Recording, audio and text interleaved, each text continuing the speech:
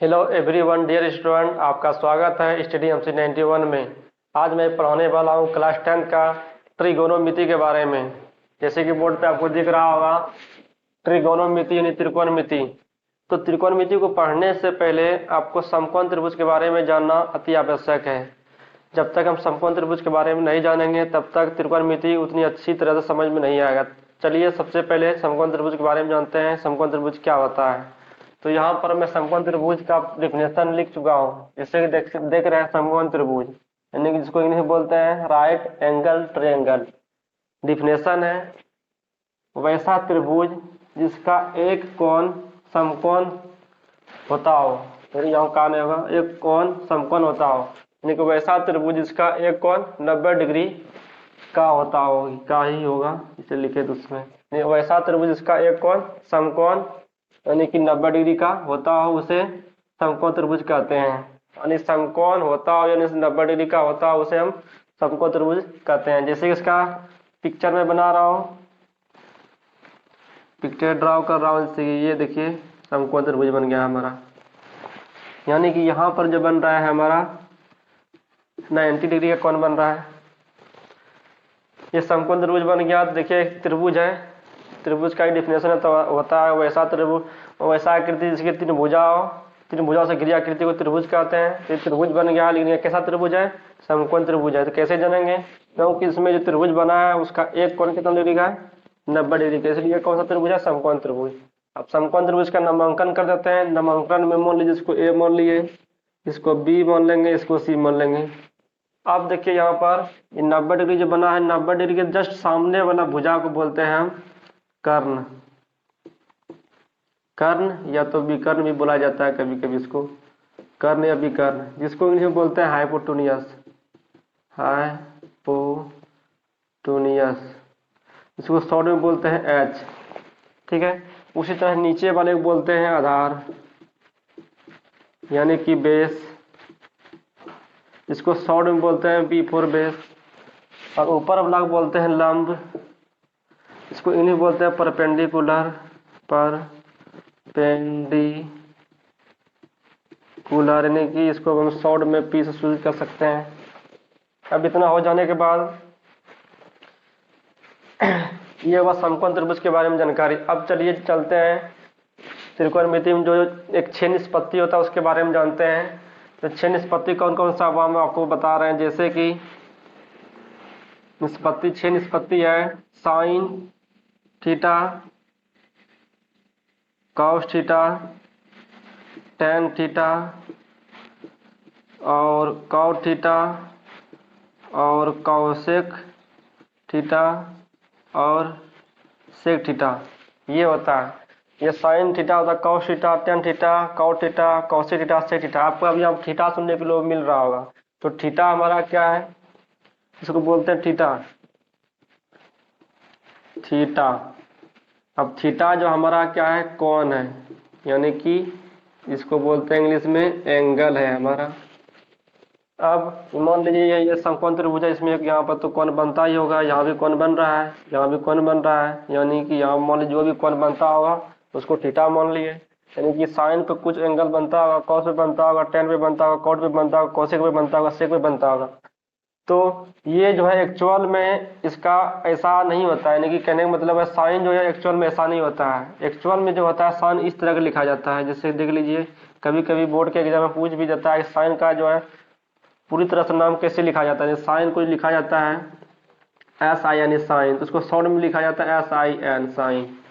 उसी तरह से कॉस, कॉस का जो पूरा नाम है कॉसाइन है, कॉसाइन, इसको शॉर्ट में लिखा जाता है कॉस, कॉस। उसके बाद टेन, टेन को टेंजेंट बोला जाता है, शॉर्ट में हम बोलते हैं टेन। उसी तरह से कॉटजेंट होता है, तो कॉट को इसको शॉर्ट में बोला जाता है कॉट। सेकेंड होता है सेकेंड, सेकेंड को सेक बोला जाता है। उसी तरह से कॉसेंट होता है, तो कॉसेंट को कॉसेक बोला जाता है।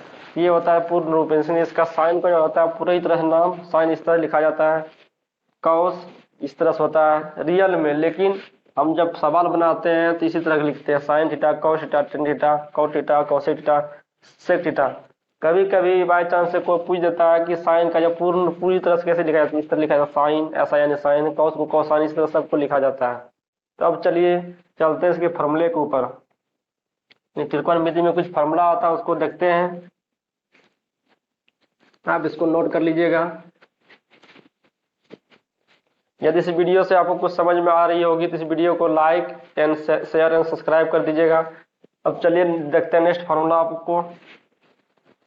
जैसे कि देखिए फार्मूला है साइन थीटा का जो फार्मूला आता है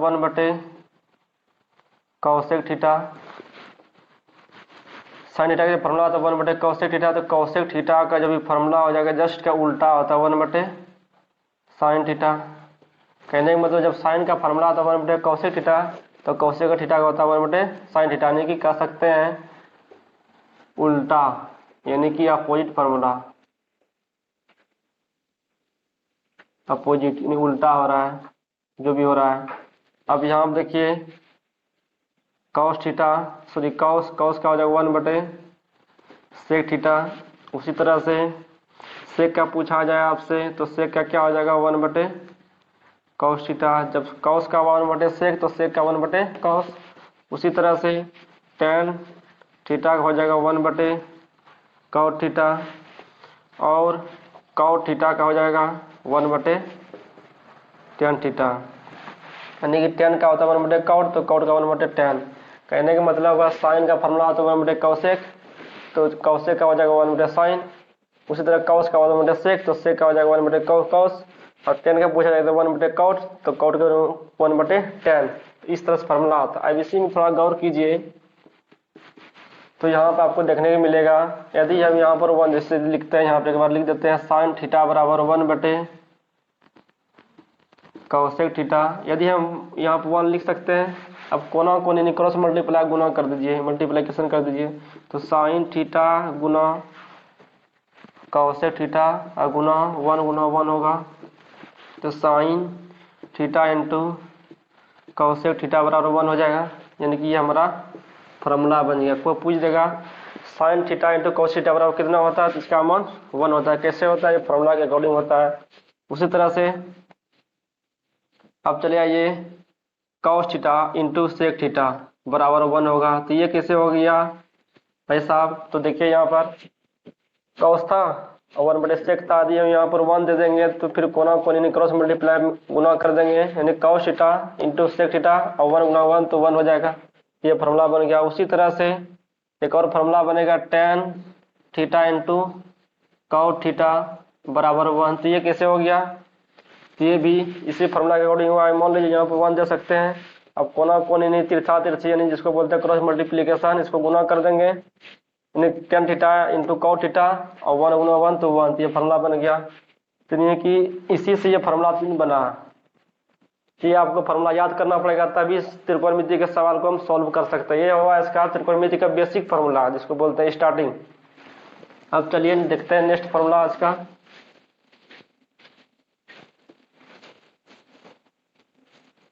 आज इस फार्मूला को नोट कर लीजिएगा। नेक्स्ट फार्मूला है साइन थीटा बराबर जो होता है P/H। अब P क्या है, P फॉर परपेंडिकुलर यानी कि लंब, और H क्या है, H मतलब हाइपोटेन्यूज यानी कर्ण। यानी कहने का मतलब साइन थीटा जब फार्मूला होगा P/H भी होगा, या तो हिंदी में बोलेंगे तो लंब बटे कर्ण भी बोलेंगे। उसी तरह से कॉस थीटा का जो फार्मूला होगा B/H। अब B क्या है, तो B फॉर बेस यानी कि आधार, और हमारा H क्या है, H है हाइपोटेन्यूज, H फॉर हाइपोटेन्यूज यानी कर्ण, जिसको भी कर्ण भी बोला जाता है, तो आपको कंफ्यूजन नहीं होना है। नेक्स्ट टेन थीटा होता है P/B, P फॉर परपेंडिकुलर यानी कि लंब, और B फॉर बेस यानी कि आधार। अब नेक्स्ट कॉसेक थीटा बराबर, कॉसेक थीटा का उल्टा हो जाएगा, साइन का उल्टा कॉसेक होता था जो बताएं, जैसे कि बताया था आपको साइन थीटा का जब फॉर्मूला आता 1 बटे कौशेक थीटा, तो कौशेक थीटा पूछा जाएगा जस्ट का उल्टा, यानी एच ऊपर चला जाएगा और पी नीचे, यानी एच बटे पी, यानी कि ये कर्ण ऊपर लंब नीचे, यानी कि एच क्या है हमारा कर्ण है और पी क्या है हमारा लंब है। जस्ट देखिए इसका उल्टा हुआ है, साइन का जो होता है कौशेक उस तरह इसका उल्टा, एच ऊपर चला गया और पी नीचे, कर्ण ऊपर चला गया और लंब नीचे। उसी तरह से यदि सेक का थीटा का फॉर्मूला क्या बन जाएगा, तो बन जाएगा एच बाय बी, यानी कि एच ऊपर बी नीचे, यानी कि कर्ण अपॉन आधार। अब नेक्स्ट देखिए ये है, अब कॉट का होगा तो कॉट थीटा का फॉर्मूला आ जाएगा बी बाय पी, यानी कि ये जो है बी ऊपर चला गया बी नीचे आ गया, तो इसको क्या बोलेंगे आधार बटे लंब, यही फॉर्मूला है। अब इतना सा होने के बाद साइन थीटा का पी बटे एच, कॉस थीटा का बी बटे एच, टेन थीटा का P by B, cos theta का एच बटा पी, और सेक का एच बाय बी और कॉट का बी बाय पी। यानी कि यदि आपसे पूछा जाए साइन थीटा का फॉर्मूला क्या होता है, तो साइन थीटा का फॉर्मूला हम ये भी बोल सकते हैं 1 बटे कॉसेक थीटा, या तो पी बाय एच, यानी कि इसको हिंदी में बोलना हो तो लंब बटे कर्ण, इस तरह का फॉर्मूला आता है। यदि कॉसेक थीटा का पूछा जाए तो कॉसेक थीटा का जो फॉर्मूला होगा बी बटे एच, यानी कि आधार बटे कर्ण, टेन थीटा का पूछा जाए पी बाय बी, यानी लंब बटे आधार, इस तरह का फॉर्मूला आता है। आपको ये सबको ये फॉर्मूला को याद करना पड़ेगा। और चलिए और थोड़ा सा फॉर्मूला इसका है, जैसे कि ये सब त्रिकोणमिति का बेसिक फॉर्मूला है, ये सब फॉर्मूला याद रहेगा तभी हम सवाल को सॉल्व कर सकते हैं। अब नेक्स्ट जो लेक्चर आएगा उसमें सवाल ही सॉल्व करेंगे, इस लेक्चर में सिर्फ आपको फॉर्मूला इंपोर्टेंट सब बता रहे हैं, और नेक्स्ट जो आएगा उसमें डायरेक्ट सवाल से स्टार्ट होगा। अब देखिए इसमें एक त्रिभुज बना है, वहां पर समकोण त्रिभुज, यानी कि ये ए है, ये बी, ये सी, यहाँ पर 90 डिग्री एंगल बन रहा है, ये एच निकर्ण, ये पी लंब, ये बी। एक फार्मूला आता है इसमें कर्ण का स्क्वायर बराबर लंब का स्क्वायर प्लस आधार का स्क्वायर। कहने का मतलब हुआ कर्ण यानी कि एच लिख सकते हैं, यानी एच स्क्वायर बराबर फार्मूला हो जाएगा लंब यानी कि पी का स्क्वायर और आधार में बी का स्क्वायर, यानी कि फार्मूला हो रहा है हमारा एच स्क्वायर बराबर P square plus B square. यानी कि हमको एच निकालना हो तो स्क्वायर क्या होता है उस पर जाता है तो ये हो जाता है रूट में, एच सिर्फ निकालना हो तो हो जाएगा P square plus B square, ये हमारा फार्मूला हो गया।